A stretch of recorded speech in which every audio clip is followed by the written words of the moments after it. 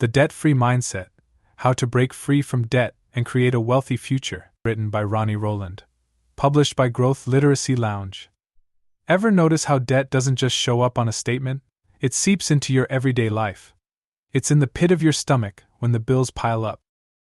It's in the tightness of your chest when the credit card gets declined. It's in the quiet resignation when you tell yourself, that's just life. Debt isn't just a number problem, it's a story problem. It's the story you've been told.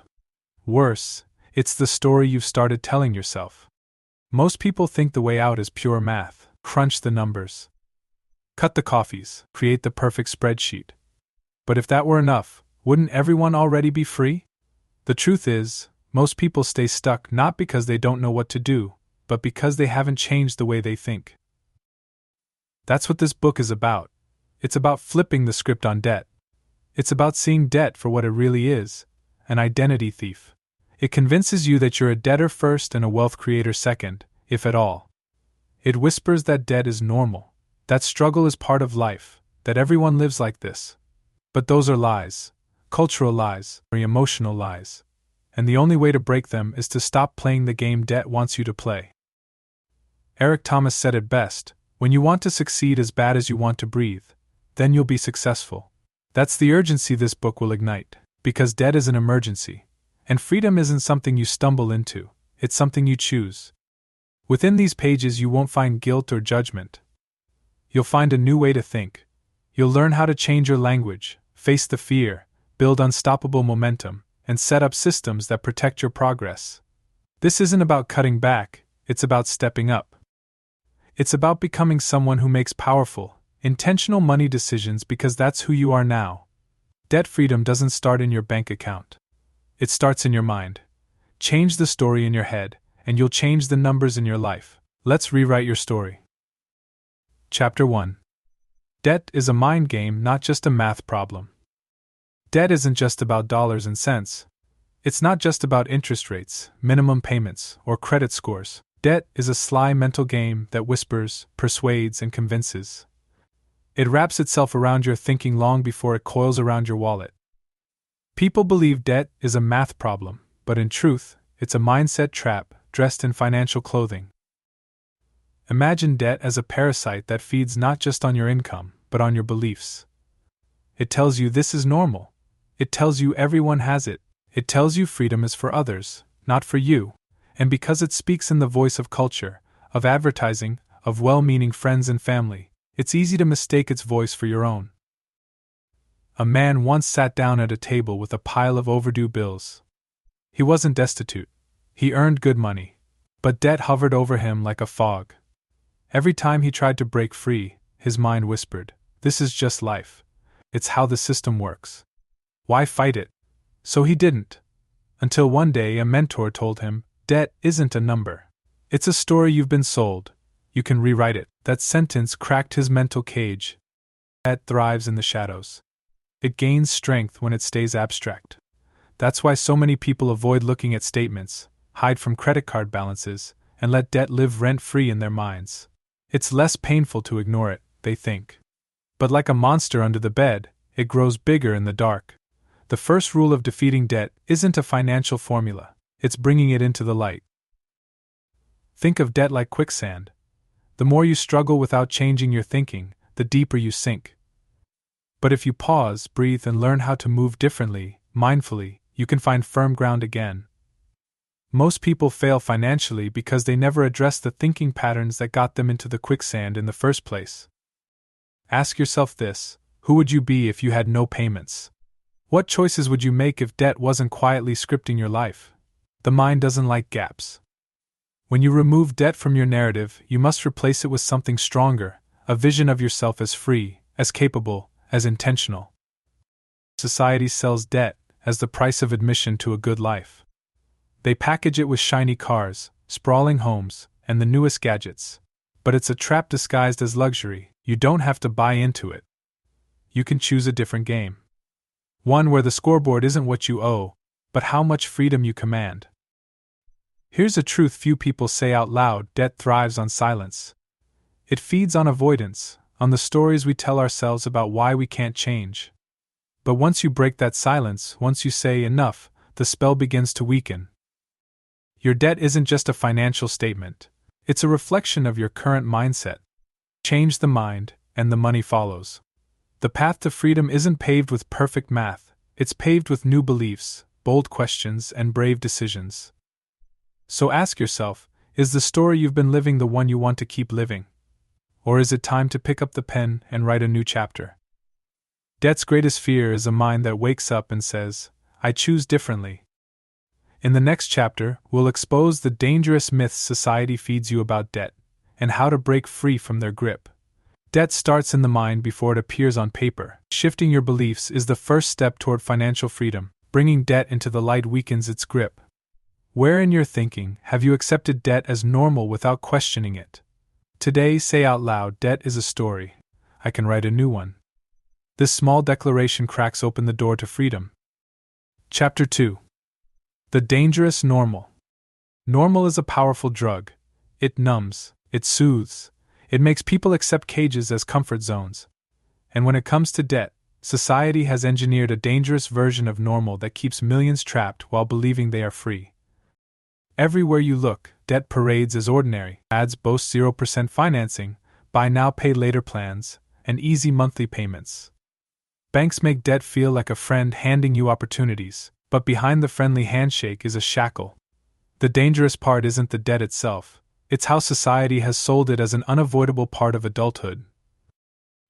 A young couple buys a house bigger than they need, cars they can't truly afford, and vacations funded by plastic cards.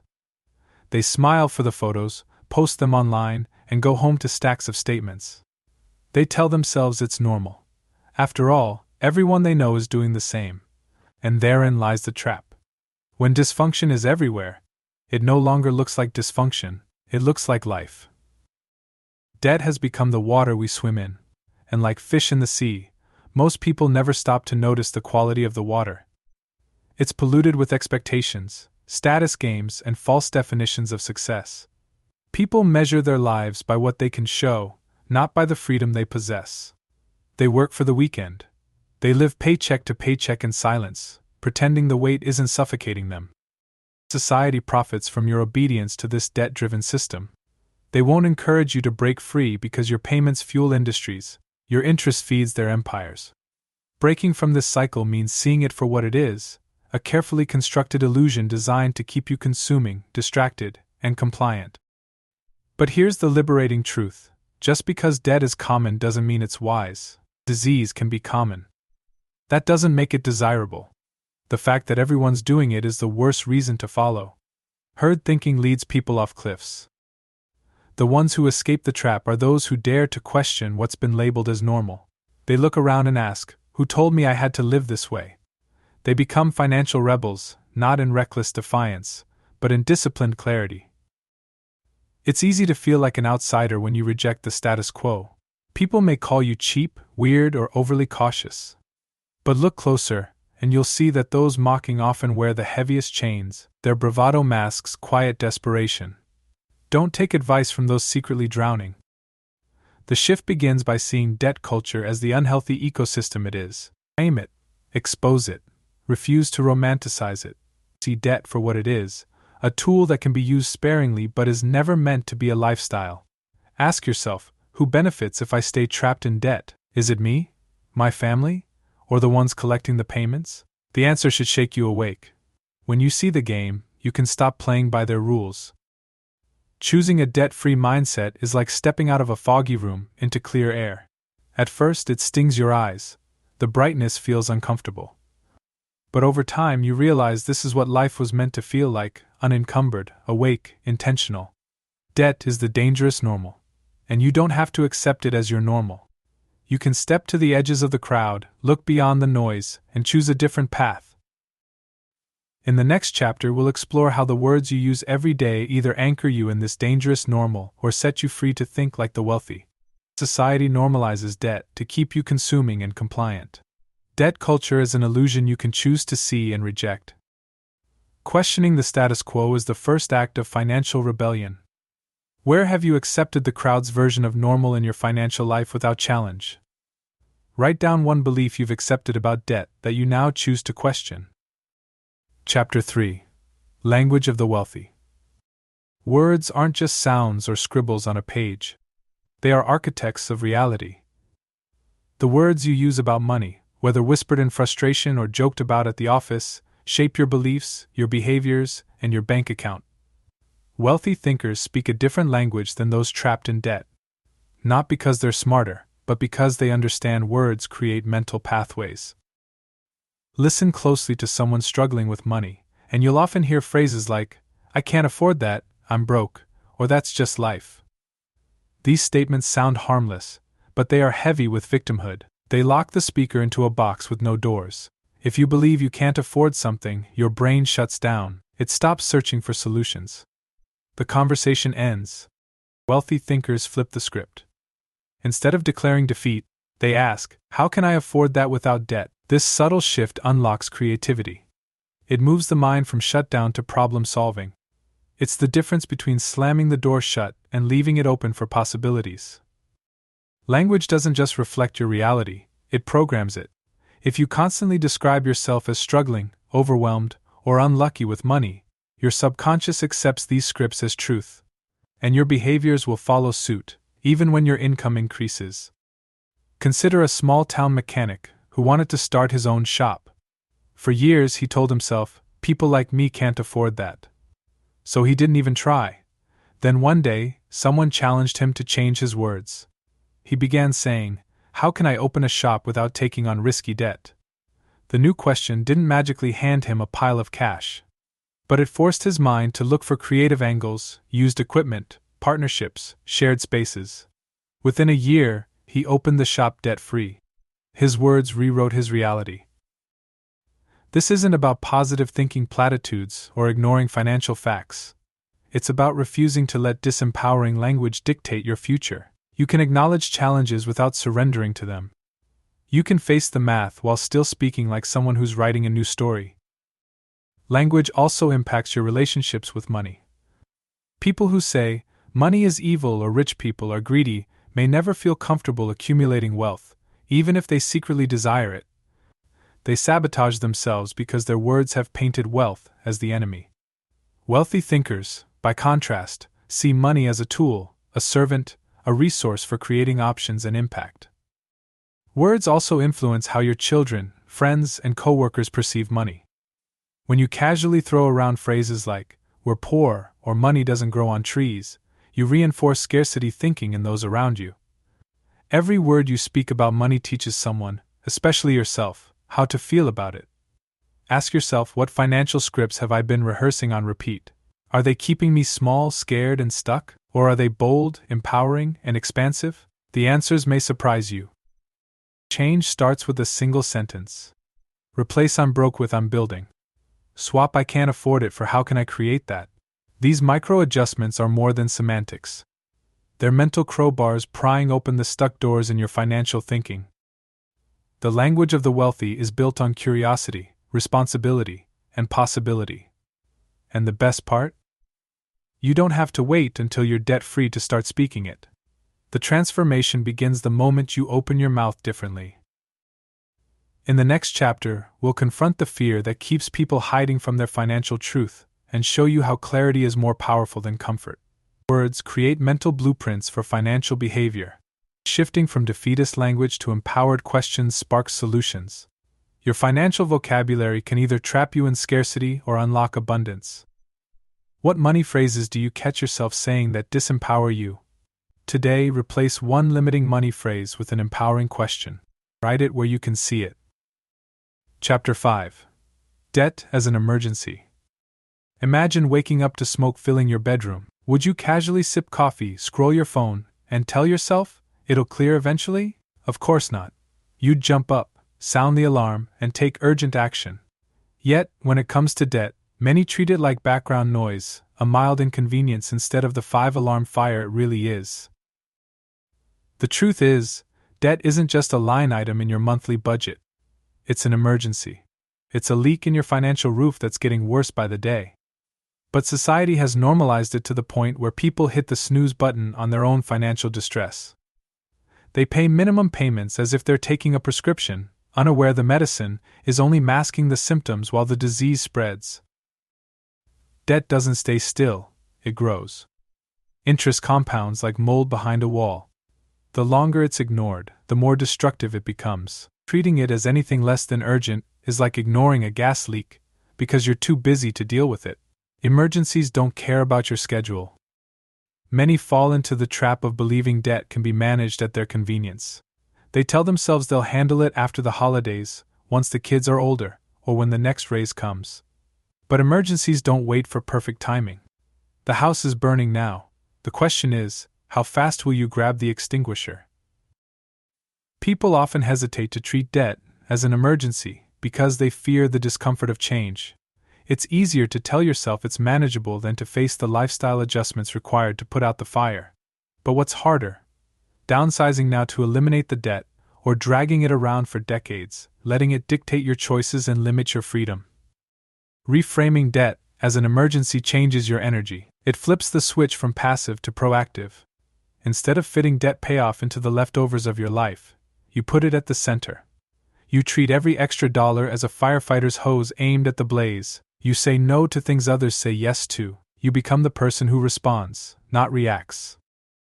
Consider the family who decided to treat their debt like the emergency it was. They cut subscriptions, sold the extra car, worked weekends. Their friends thought they were extreme. But within 18 months they were free.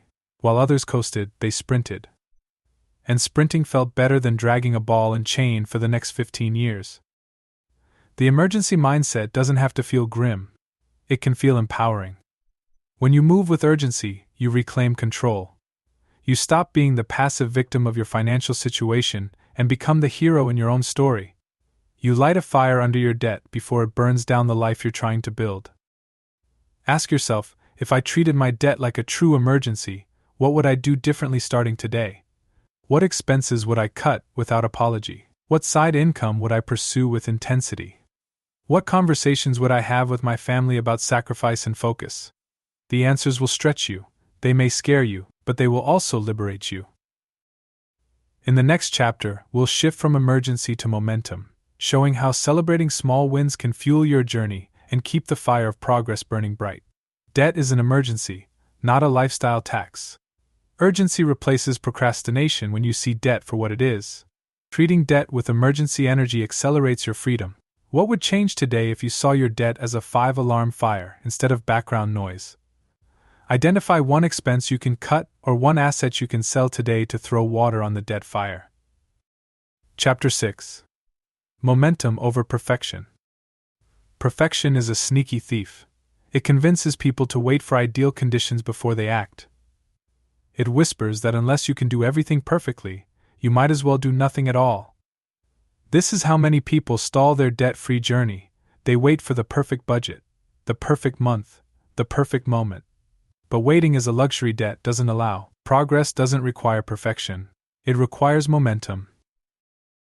Momentum is a curious thing. At first, it feels slow, almost invisible. The first debt payment above the minimum seems like tossing a pebble at a brick wall. It hardly makes a dent. But something powerful is happening under the surface. Each small action chips away at the mental barriers that kept you stuck. And over time, the pebble becomes a boulder. Consider the story of a man who owed money on 5 credit cards. Overwhelmed, he did nothing for months. The total was too big, the interest too high, the path forward unclear. But then he paid off the smallest balance, just a few $100s. It wasn't logical. Mathematically, the highest interest card should have been first. But paying off that small card gave him a psychological win. He felt lighter. Energized. That one victory fueled his next step. Within a year, all 5 cards were paid in full. This is the power of momentum over perfection. The goal isn't to optimize every move, it's to keep moving. Small wins build confidence. They create a snowball effect. Every debt paid, every card cut up, every sacrifice made reinforces the belief that freedom is possible. Perfection, by contrast, paralyzes. People get stuck analyzing payoff methods, tweaking spreadsheets, and researching strategies without taking action. Analysis becomes avoidance dressed in productivity's clothing. It's safer to plan than to act, because planning doesn't require discomfort. But freedom lives on the other side of discomfort. Celebrating small wins isn't about pretending the journey is easy. It's about fueling yourself for the long haul. The debt-free path can feel endless if you only focus on the mountain ahead, but if you stop to mark each conquered mile, the climb feels doable. Each small victory is a checkpoint that reminds you, I am capable, I am making progress. This principle applies beyond money. In fitness, health, and relationships, momentum always trumps perfection. The person who walks 10 minutes a day will beat the person waiting for the perfect workout plan. The couple who has one honest conversation will make more progress than those waiting for the perfect moment to fix their marriage. Small steps compound into big change. Ask yourself, where have I allowed perfection to stall me? What action have I delayed because it doesn't feel big enough, fast enough, perfect enough? What small win can I claim today that will break the inertia? Momentum is emotional fuel. It keeps the fire of action burning when motivation fades. It teaches you that forward is forward, even if the steps feel small. And those small steps, repeated daily, add up to giant leaps. Debt freedom isn't won in a single dramatic gesture. It's built through 1,000 imperfect steps, celebrated and stacked one on top of the other. Momentum is the secret weapon that gets you there faster than perfection ever will. In the next chapter, we'll look inward to expose the silent enemy within, the identity sabotage that keeps many people trapped even when they know the right steps to take. Momentum beats perfection in the debt-free journey. Small wins fuel belief and accelerate progress. Perfection is often disguised as procrastination. Where have you been waiting for perfection instead of celebrating progress? Identify and celebrate one small debt win today, no matter how minor. Chapter 7. The Enemy Within. The biggest threat to your debt-free journey isn't the credit card companies, the student loan balances, or the slick marketing campaigns convincing you to spend. The most dangerous enemy is the one living inside your own mind. It's the quiet voice that whispers, "This is just who I am." This is identity sabotage, and it's the silent saboteur that derails more people than high interest rates ever will. Identity is powerful. People act in alignment with how they see themselves. If you see yourself as someone who is bad with money, your behavior will reflect that belief, no matter how many budgeting apps you download.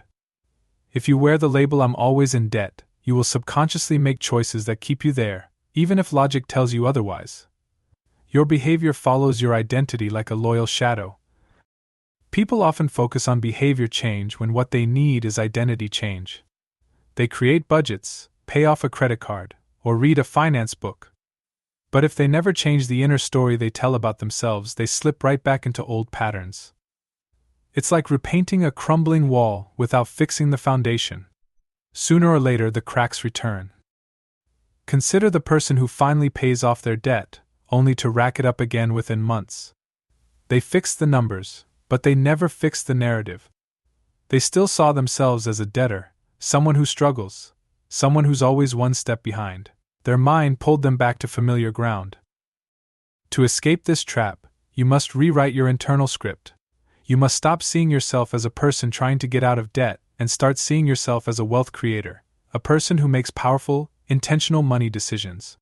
This isn't fake it till you make it. It's behave it until you believe it.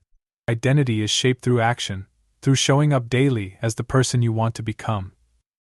One strategy is to ask yourself, what would a wealth creator do today? Not tomorrow, not when the debt is gone, today. Would they hide from the bills or face them? Would they spend impulsively or with intention? Would they invest in themselves or numb out with mindless spending? Each choice reinforces or erodes the identity you're stepping into. This shift isn't instant. It requires repetition. It requires surrounding yourself with messages, people, and environments that affirm your new identity. Read books written by wealth creators. Spend time with people who think bigger, not those who drag you back into old patterns. Declutter not just your finances, but your inputs, the shows, the conversations, the social media accounts that feed a broke mindset. It also means forgiving yourself for past mistakes. Carrying shame over old financial decisions keeps you tethered to the old identity. Forgiveness isn't letting yourself off the hook, it's letting yourself move forward. You can't build a wealthy future while clinging to a debtor's guilt. Ask yourself, who do I need to see myself as in order to make different choices today? What actions would prove to my mind that I'm no longer that old version of me? Every decision is a vote for the identity you want to step into. The enemy within loses its power when you no longer agree with its stories. You get to decide who you are now. And from that place, debt becomes a chapter in your story, not the whole book. In the next chapter, we'll explore how to make that new identity stick by using the power of daily visualization to keep your debt-free future vivid and compelling. Identity drives financial behavior more than willpower. Rewriting your self-image is essential for lasting change. Every choice is a vote for the person you want to become. What old financial identity have you been clinging to, and what new identity will you choose instead? Write a sentence that begins, "I am the kind of person who," and finish it as your future wealthy self would. Chapter 8. Visualize Victory. The mind is a powerful engine, but it needs direction. Left on autopilot, it replays old fears, worn-out scripts, and familiar limitations, but when given a clear target, the mind becomes a magnet for solutions. This is why visualization is more than a feel-good exercise, it's a tactical tool for debt freedom. Seeing your debt-free future with clarity makes the struggle feel worth it when motivation fades. Most people trapped in debt spend more time reliving their mistakes than imagining their victory.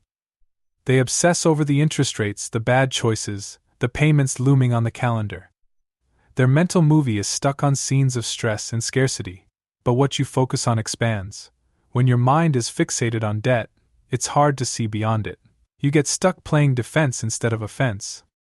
Visualization flips the script. It pulls your attention forward. It lets you taste, see, and feel your debt-free life now, not someday. This isn't wishful thinking. It's mental rehearsal. Athletes use it to see themselves winning before they step onto the field.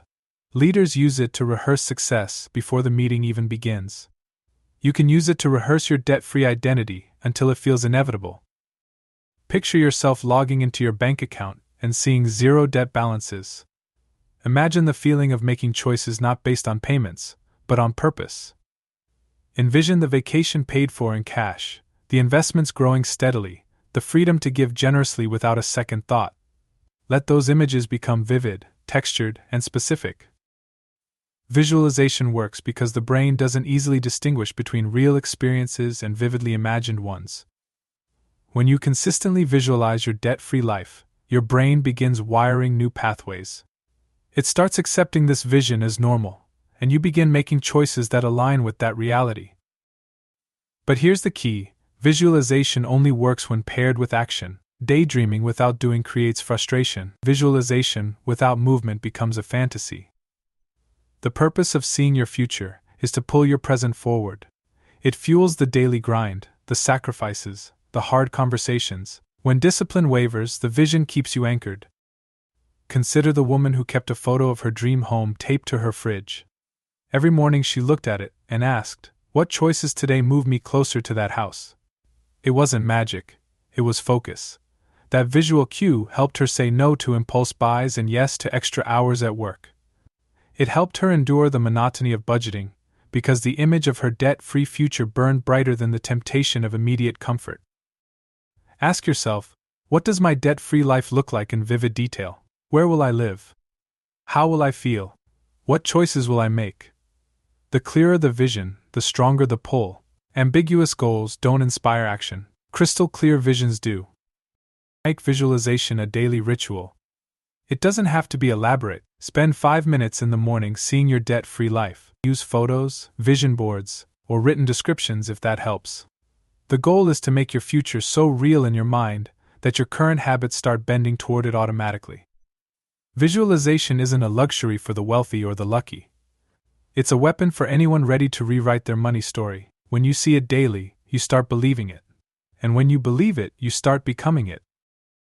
In the next chapter, we'll move from the internal world to the external, exploring how to guard your mind against the constant assaults of new debt traps that threaten to pull you back into old patterns. Visualization creates mental focus and fuels daily action. Seeing your debt-free life vividly makes sacrifices feel purposeful, Visualization works best when paired with consistent action. How vividly can you see your debt-free life, and how can you make that vision part of your daily routine? Spend 5 minutes today visualizing your debt-free life in detail. Write down what you see, feel, and choose. Chapter 9. Guard the gates. Freedom, once won, must be defended. The path to debt freedom isn't just about escaping old chains, it's about guarding your mind against new ones. The world is filled with cleverly disguised debt traps, and if you don't install mental filters, you'll find yourself back where you started. Guarding the gates of your mind is as critical as paying off your balances. Every day, marketers, apps, and ads bombard your senses with one message: you deserve this now. Deferred payments, easy financing, buy now, pay later schemes, they dress up old debt in shiny new clothes. And if your mental gates are left open, these messages waltz right in, whispering to your old self-image, tempting you to slide back into familiar patterns. Guarding the gates means becoming ruthlessly intentional about what you allow into your financial thinking. It means recognizing that every commercial, every Instagram post flaunting a luxury lifestyle, every store offering easy credit is an invitation back to debt slavery. And you get to say no. Consider debt as an invader. You wouldn't leave your front door wide open for thieves. Yet many people leave their financial minds unlocked, unguarded, exposed. Guarding the gates requires proactive defense. It's not about paranoia, it's about awareness. You can't stop the world from marketing to you, but you can control what gets past your filters. One strategy is to set hard personal policies around debt. Decide in advance that you do not finance depreciating assets. Decide that you pay cash or wait. Decide that no new credit cards are allowed into your wallet. These aren't restrictions, they are protections. Like walls around a city, they keep the invaders out. But guarding the gates isn't just about external tactics. It's about monitoring your internal dialogue. Old patterns don't die quietly. When temptation arises, the voice inside might say, "You've been good lately, you deserve this." Recognize that voice. Name it. And then challenge it with your new identity. Would a wealth creator choose this? Would someone living their debt-free vision take this path?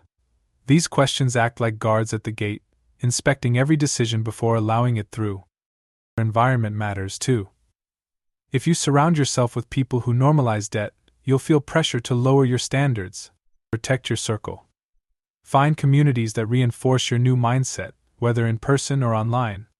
Immerse yourself in messages, stories, and conversations that remind you of your commitment to stay debt-free. Technology can be both a threat and an ally. Use it wisely. Automate your savings and bill payments so you remove opportunities for slip-ups. Unsubscribe from retailer emails that tempt you to spend unnecessarily. Block ads where possible. Create a digital environment that supports your goals, not sabotages them.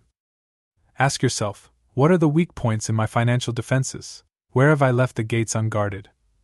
Identifying these areas allows you to fortify them before the next attack comes, because it will come. The world won't stop offering you shortcuts that lead to dead ends. Debt freedom is more than a finish line. It's an ongoing mindset, a posture of vigilance. It's not about living in fear, it's about living on purpose. When you guard the gates, you protect the life you work so hard to build. In the next chapter, we'll explore how to go beyond guarding and into thriving by building automatic systems that protect your progress and accelerate your wealth-building journey.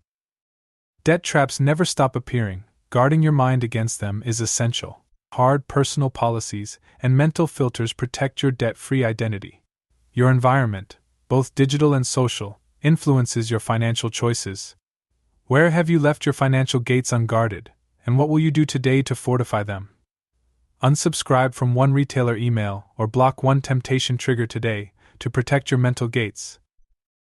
Chapter 10. Systems save you. Willpower is a fragile fuel. It burns hot and fast but rarely lasts through the long haul. The people who win with money don't rely on bursts of discipline, they rely on systems. Systems don't get tired. Systems don't make emotional decisions. Systems quietly execute the plan, day after day, until the mission is complete. If you want to stay debt-free and accelerate into wealth, you need systems more than willpower. Consider how easy it is to make poor decisions in the moment. The brain loves convenience, and the path of least resistance is always the most tempting. But when systems are in place, the path of least resistance becomes the right path. Systems remove the need for daily decision-making by automating wise behaviors. One powerful system is automating your savings and debt payments. When money moves automatically on payday, there's no debate, no temptation to spend it elsewhere. It becomes as routine as brushing your teeth. You don't have to psych yourself up to make the transfer, it happens while you sleep. Another system is using separate accounts for different purposes. When your emergency fund bills and discretionary spending are in separate buckets, it prevents accidental overspending. You see clearly what's available and what's already spoken for. Clarity reduces chaos, and chaos is where debt thrives. Systems can also be applied to spending decisions. Create personal rules that simplify choices. For example, only make non-essential purchases after a 24-hour waiting period. Or commit to paying cash for any purchase over a certain amount. These guardrails remove emotional guesswork from your spending life. Consider the story of a teacher who struggled with impulse spending. She set up a system where any unexpected income, bonuses, gifts, refunds went straight to debt payoff or savings. No exceptions. Over time, this system built a savings cushion she had never managed to create before. It wasn't because she became a different person. It was because she built a system that removed her own weak points from the equation. Systems don't have to be complicated. In fact, the simpler, the better. Complexity invites loopholes. Simplicity creates consistency. A basic system that works is better than a sophisticated one you abandon in frustration. It's also important to review your systems periodically. Life changes. Incomes fluctuate. Expenses shift. What worked 6 months ago might need adjusting now. Set a quarterly appointment with yourself to assess and refine your systems. Treat it like a board meeting with your financial CEO. Because that's exactly what you are. Ask yourself, where am I relying too much on willpower instead of systems? Where can I make the smart choice automatic? When systems are doing the heavy lifting, you conserve your willpower for the unexpected curveballs life throws your way. Remember, systems aren't about restriction, they're about freedom. They create space for you to focus on what matters most without constantly wrestling with money decisions. They protect your progress, prevent backsliding, and free your mind from financial clutter. When you install systems, you're not just building habits, you're building a financial autopilot that flies you toward your wealthy future, even on the days when your motivation takes a nap. In the next chapter, we'll explore how to shift from escaping debt to embracing your new role as a wealth creator, using the same mental muscles that helped you crush your debt. Willpower is unreliable. Systems create consistent financial success. Automating payments and creating personal spending rules remove decision fatigue. Systems create financial freedom by making wise choices the default. Where are you relying on willpower alone, and what system could you create today to make the right choice automatic? Automate one debt payment or savings transfer today to put your financial progress on autopilot. Chapter 11. From Debt-Free to Wealth Creator. Escaping debt is a powerful victory, but it's not the final destination. Too many people stop at zero, breathing a sigh of relief without realizing they've only crossed the starting line. Getting out of debt is defense. Building wealth is offense, and the same mental muscles that crushed your debt can now propel you into a life of financial abundance. The danger of stopping at debt freedom is slipping into complacency. People who win the debt battle but never pivot to wealth creation often drift back into old habits. They declare victory and let down their guard, only to find themselves slowly sliding back into financial mediocrity. The key is to see debt freedom not as the goal, but as the gateway to something far more exciting, becoming a wealth creator. Wealth creators think differently. They don't just avoid debt, they proactively build assets. They don't just cut expenses, they grow income. They don't settle for financial survival, they design financial freedom. The mindset shift is subtle but crucial. You move from escaping something you hate to building something you love.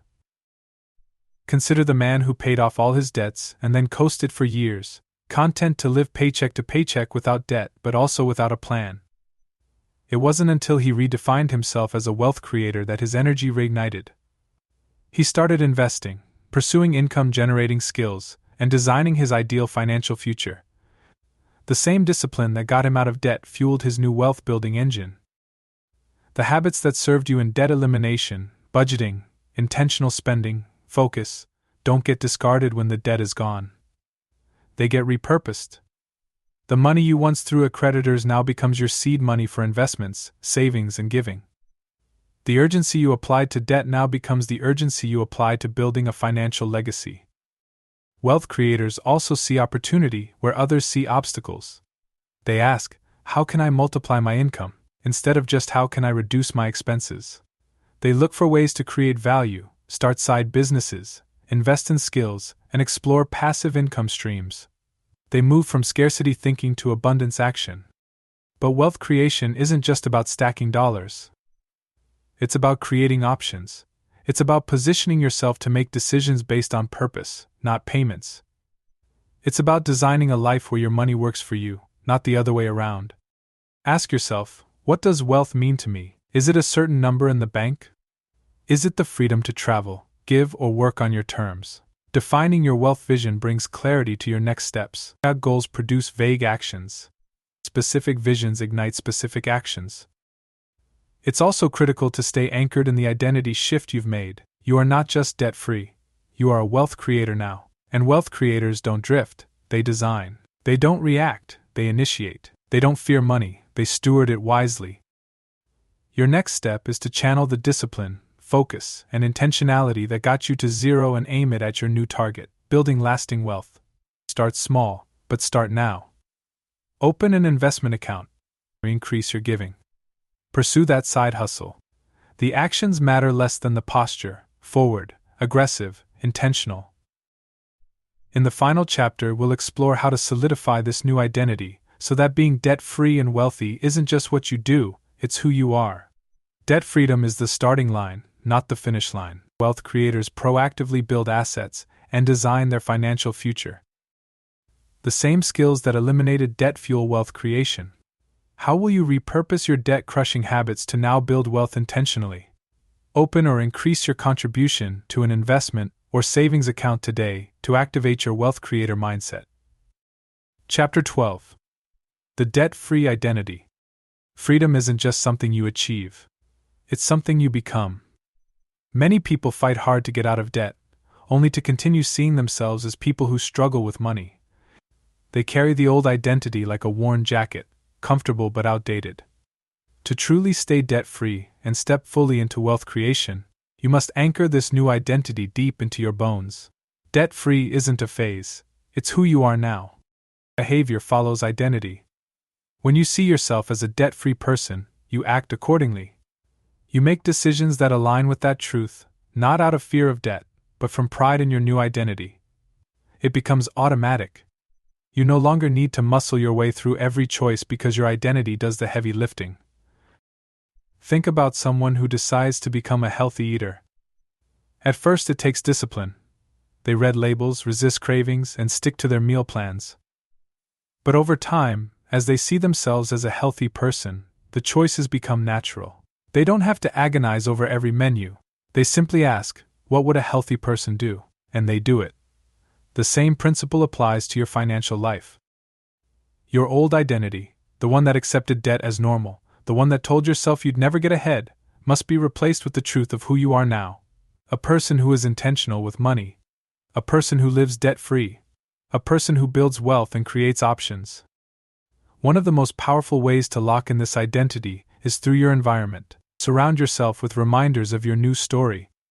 Keep visual cues in your space, images of your debt-free life, quotes that reinforce your values, symbols of the freedom you've built. Remove anything that pulls you back into the old mindset. Audit your surroundings and your influences. Guard your mental space like it's your most valuable asset, because it is. Language matters too. Never refer to yourself as someone who's bad with money or always struggling. Those labels are relics of your past. Speak as someone who is financially powerful, disciplined, and free. Words shape beliefs, and beliefs shape behavior. It's also important to teach this identity to others. Share your journey. Teach your children, your friends, your community, not by preaching, but by modeling. Let them see what a debt-free, intentional, wealth-creating life looks like in action. When you teach others, you reinforce your own identity. And finally, commit to ongoing growth. Debt-free doesn't mean done. It means equipped for the next level. Keep learning. Keep stretching. Keep finding new ways to steward your money wisely. Growth is your new normal now.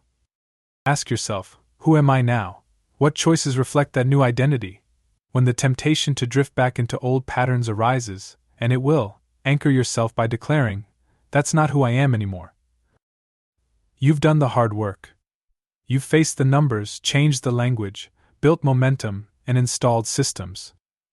Now, the most important work is to own the identity fully. Debt freedom is no longer a goal on your to-do list. It's stitched into your character. It's how you see yourself, speak about yourself, and move through the world. You are no longer a debtor.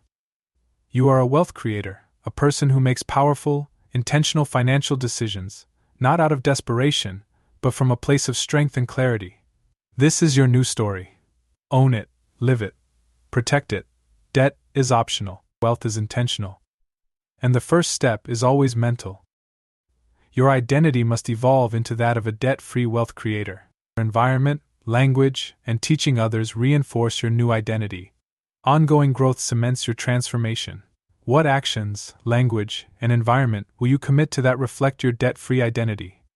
Write a personal declaration of your new financial identity and place it somewhere you see daily.